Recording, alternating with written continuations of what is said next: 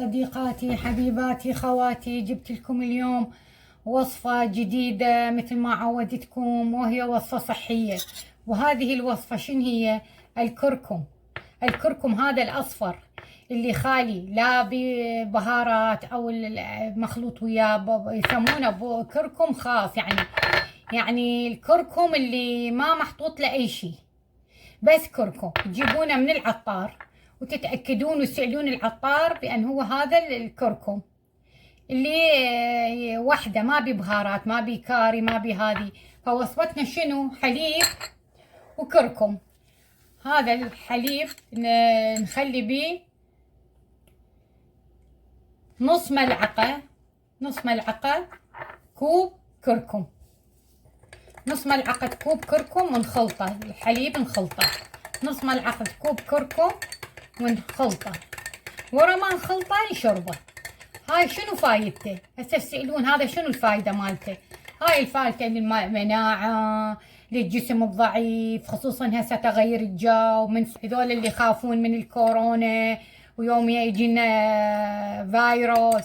هذا واحد يريد يحافظ على صحته يشرب هذا الحليب يوميا يشربه، خصوصا اذا واحد منشول او بإنفلونزا او تعبان. هذا كلش مفيد. يشرب بارد، مو بارد كلش، يعني الحليب تطلعينه من الثلاجة تدفيه اذا ما يعجبك كوب كيفك، بس هي نص ملعقة، لازم نص ملعقة كوب.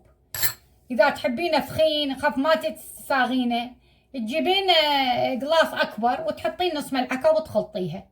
واللي هاي خاصة هسه بالظروف اليومية، يجي فيروس وواحد يخاف اذا عود منشول. هذا حماية. اللي يريد صحة يشرب هذا المشروب السحري. هو هذا الكركم بالبيت كنز، لأن كلش بيه فوائد.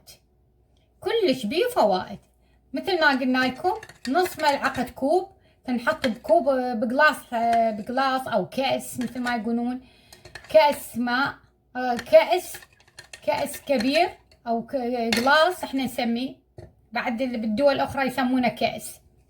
هاي اللي يشربون بيه ماي، او كأس الثاني هو اللي يشربون بيه عصير او حليب، اي شيء هو كأس او قلاص احنا نسميه بالعراقي.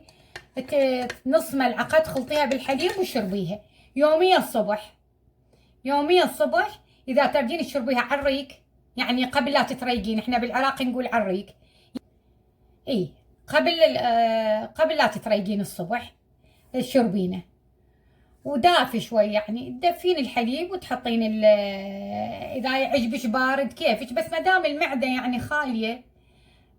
واذا تردين مو الا الصبح ورا ما تخلصين الريوق تشربيه، او اثناء الريوق اذا انت متعوده تشربين حليب، كلش مفيده. تقدرين تشربيها ورا الريوق او قبل الريوق، وقبل لا تنامين هم تشربيها. وشوفي شلون الصحه تصير. هذا مناعه، يقوي المناعه، الكركم كلش يقوي المناعه.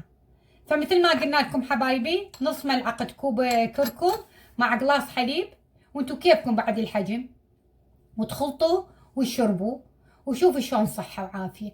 ان شاء الله صحة وعافية على كل الناس. وشكرا حبايبي. وهذا فيديو مالتنا لهذا اليوم. اذا عجبكم الفيديو دوسوا لايك، والجدد يشتركون ويدخلون وشوفون شنو بقناتي، اكو هواية تفيدهم، اشياء تفيدهم. وشكرا حبايبي، ومع السلامة.